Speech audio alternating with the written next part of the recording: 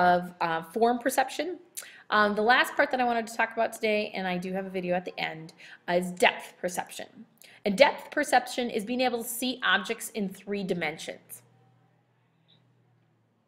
So we have 2 things with this. So first of all, the Gibson and Walk's visual cliff, and this was something that kind of pertains to developmental psychology as well. We didn't really talk about it then because it fits more with it fits also with sensation and perception. You should have read about it in your book, and it was this idea of do infants perceive depth? Do they perceive that there is a difference? So the experiments of Gibson and Walk, what they did was that they had this is kind of an illustration of a picture of what it looked like. They had this baby that was crawling. So a baby, remember, crawls around 10 months old. Okay, so they had a 10-month-old sitting up on this glass, basically, this checkered, and it had a checkered kind of tablecloth underneath the glass. And they had this glass that extended out all the way over to the parent on the other side. And underneath the glass, there was this drop off, and there was this cliff, and way below, okay, you know, maybe a foot below, okay, there was another checkered area to show that it was significantly below the top portion. Now the glass covered the entire thing. So what mom is trying to do here is trying to coax this 10-month-old to crawl across the glass, even though he can obviously see that there's something wrong here. Okay, and they call it a visual cliff because obviously because of the glass, it looks like that there's a cliff and that the baby could potentially crawl off, but obviously they can't. But you can tell that this baby, you can tell even just by this tiny little picture that that baby's kind of hesitant, and he's kind of putting his leg out there trying to test the waters to see, okay, is this real? Can I crawl out there? But that kind of illustrates that even at an early age, we have depth perception. Why is that? Well, there's 2 reasons. First of all, we have binocular and monocular clues. So the binocular clues enable you to judge distance between objects. This is using both eyes, okay? So you use both of your eyes, so that's why it's called binocular clues, because it's bi means 2. So binocular clues enable you to judge distances between objects. So you may have, for example, 2 objects, and you can tell that one is closer than the other because it is larger, okay? This was an example, for example, when for your homework I was asking you about a car in a movie. How can you tell that it's moving towards you? Well, the movie will start where the car is far away from you and it's smaller, and as it moves towards you, the car gets larger. Okay, that's binocular clues, that's cues, that's using both of your eyes. Now monocular cues help with relative size, texture, gradient, relative motion, linear perspective, and interposition. That's a whole heck of a lot. Monocular cues are going to be with one eye, one or the other eye. Okay, so you will be able to determine relative size. You know, basically, is this bigger or smaller than me? You're going to be able to determine the texture gradient just by looking at it. This is common in like paintings and such. You'll be able to tell, you know, for example, if there's a painting that you can tell that maybe it's a painting of the mountains, that the mountains are rough. Okay, relative motion, you will be able to tell, for example, as you move, okay, you will be able to tell that the objects are actually stable, even though they appear to move. You're moving, so the objects will appear to be moving. Linear perspective, that's that idea, like for example, in artwork where there's that vanishing point. Okay, so parallel lines appear to kind of converge in the distance, then get closer together. Okay, and then interposition. If one object partially blocks our view of another, we perceive it as being closer, and we kind of get this idea that it can interrupt things. Okay, so I have a video to go along with this, and this is, again, Crash Course Psychology. Every rose has its thorn. Only the good die young, slow and steady, wins the race. And what you see is what you get. Except that in reality, several varieties of roses do not have thorns. Both the good and the bad on occasion tragically die young. Fast and steady beats slow and steady every time, and what you see is, well, our perception, or how we order the cacophonous chaos of our environment, is heavily influenced, biased even, by our expectations, experiences, moods, and even cultural norms. And we can be pretty good at fooling ourselves. In the last two lessons, we've learned how we see shapes and colors, hear sounds, and smell and taste the world's chemical concoctions.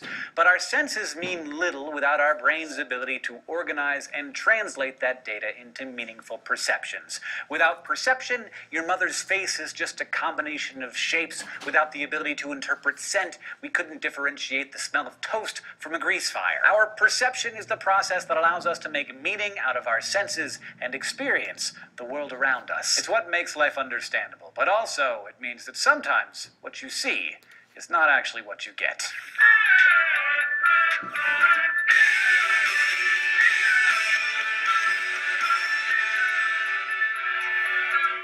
So that was awesome, right? Upside down, I look like me. Right side up, I look like some kind of terrifying monster. Your brain isn't used to upside down faces, so it's basically just doing its best to put the pieces together. But it knows exactly what a right side up face should look like, and that is not it. Just one of thousands of examples proving that your brain does all the work of perception and your eyes really are just feeding raw data. It's important data, but it isn't actually what we see. What we see is the realm of the mind, not the eye. What kind of bird do you see right now? A duck, right? But if I said, what kind of mammal do you see? A bunny probably would have popped out at you. Now, you should be seeing both of them popping back and forth. But likely your brain wants to perceive the image related to whichever cue you first heard, or whichever image is more familiar to you. By cueing mammal or bird, I influenced your expectations, and you saw what I wanted you to see. Pretty cool. Your expectations are just one factor in your perceptual set, the psychological factors that determine how you perceive your environment. Sometimes seeing is believing, but perceptual set theory teaches us that believing is also seeing. Context is another factor in your perceptual set. If the duck bunny thing was pictured with Easter eggs all around it, you'd think bunny right away, which is kind of weird considering that of ducks and bunnies, one is actually much more likely to be near an egg. It's not the bunny. And that's an example of how culture is also an important part of our perceptual set. As much as our perceptions are affected by context and expectations, they're also swayed by our emotions and motivations. People will say a hill is more steep if they're listening to emo by themselves than if they're listening to power pop and walking with a friend. Most of the time, your personal perceptual set leads you to reasonable conclusions, but sets can also be misleading or even harmful. They're the basis of tons of entertaining optical illusions. These two tables, for example, are the same size, but the positions of their legs make that impossible for you to believe until I lay them over each other. And while all the fooling of our visual perception can be fun, it also helps us understand how it works. Our minds are given a tremendous amount of information, especially through the eyes, and we need to make quick work of it. Turning marks on a paper into words, slobby lumps into the face of a friend, seeing depth, color, movement, and contrast, being able to pick out an object from all the other clutter around it seems so simple. But we've come to discover that it is quite complicated. So complicated that we have a name for it. Form perception. Take a neat little dynamic called the figure-ground relationship. It's how we organize and simplify whatever scene we're looking at into the main objects or figures and the surroundings or ground that they stand out against. The classic faces or vases illusion is an example. Is it two faces against a white background or a vase against a black background? If you look long enough, you'll see that the relationship between the object and its surroundings flip back and forth, continually reversing. Sometimes white is the figure and black is the ground. That figure-ground dynamic, though, is always there. The concept applies to non-visual fields as well. Say you're at a party holding up the wall and creeping on your crush across the room, trying to casually listen in on what they're saying. As the focus of your attention, that voice becomes the figure, while all the other voices jabbering about sports and beer pong and Sherlock and everything that doesn't have to do with that one beautiful person all becomes the ground. Now that your mind has distinguished figure from ground, it has to perceive that form as something meaningful. Like, for one, that large shape on the couch is a person, and further, that person person isn't just any person, but the specific unique person of your dreams. One way our minds shuffle all of these stimuli into something coherent is by following rules of grouping, like organizing things by proximity, continuity, or closure. The rule of proximity, for instance, simply states that we like to group nearby figures together. So instead of seeing a random garble of partygoers, we tend to mentally connect people standing next to each other, like there's the hockey team over there, and the debate team over there, and then you got the band geeks. Why are all these people at the same party? We're also drawn to organize our world with attention to continuity, perceiving smooth, continuous patterns and often ignoring broken ones. We also like closure, and not just after a breakup. Visually, we want to fill in gaps, to create whole objects. So here, we see an illusory triangle breaking the completion of these circles on the left, but just add the little lines, close up the circles, and you stop seeing the triangle. Form perception is obviously crucial to making sense of the world, or, a moderately interesting party. But imagine trying to navigate the world without depth perception. As you gaze upon your one true love, the image hits your retina in 2 dimensions, yet somehow you're still able to see the full 3-dimensional gloriousness of their form. You can thank your depth perception for that. Depth perception is what helps us estimate an object's distance and full shape, in this case, a nice shape that is currently too far away from you. It is at least partially innate, even most babies have it. We're able to perceive depth by using both binocular and monocular visual cues. Binocular cues, as the name gives away, require the use of both eyes. Because your eyes are about 2.5 inches apart, your retinas receive ever so slightly different images.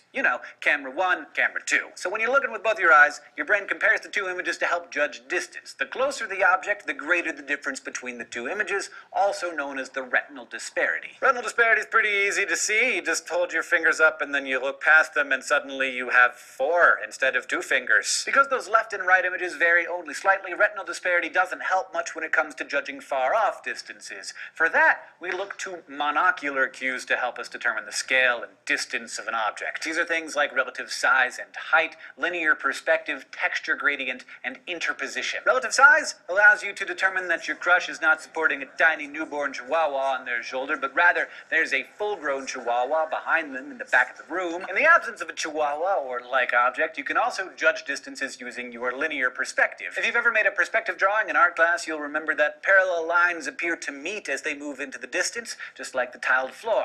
The sharper the angle of convergence and the closer the lines together, the greater the distance will seem. And if you've ever looked out at a mountain range or a Bob Ross painting, you'll understand texture gradient as the cue that makes the first ridge appear all rocky and textured, but as your eye follows the ridges into the distance, they become less detailed. And finally, our interposition or overlap cue tells us when one object, like this oaf here, blocks our view of something else, your crush, we perceive it as being closer, and in this case, especially annoying. So all these perceptual concepts can be demonstrated with a fixed image, but of course, life involves a lot of movement. At least if you're doing it right. We use motion perception to infer speed and direction of a moving object, like your brain gauges motion based partly on the idea that shrinking objects are retreating and enlarging objects are approaching. The thing is, your brain is easily tricked when it comes to motion. For instance, large objects appear to move much more slowly than small ones going the same speed. And in addition to organizing things by form, depth, and motion, our perception of the world also requires consistency, or as psychologists call it, constancy. Perceptual constancy is what allows us to continue to recognize an object regardless of its distance, viewing angle, motion, or illumination, even as it might appear to change color, size, shape, and brightness depending on the conditions. Like, we know what a chihuahua looks like, whether it looks like this, or this. In the end, though, your perception isn't just about funky optical illusions, it's about how you understand the world and your place in it, both physically and psychologically. Your sensory organs pull in the world's raw data, which is disassembled into little bits of information, and then reassembled in your brain to form your own model of the world. It's like your senses are just collecting a bunch of Legos, and your brain can build and rebuild whatever it perceives. A party, your crush, a duck, or a chihuahua. In other words, your brain constructs your perceptions. And if you were correctly constructing your perceptions this lesson, you learned what forms your perceptual set, how form perception works, and the many visual cues that influence your depth perception. Thank you for watching, especially to all of our subbable subscribers who make... Okay. And that is all we need to know about perception organization. Thanks for watching.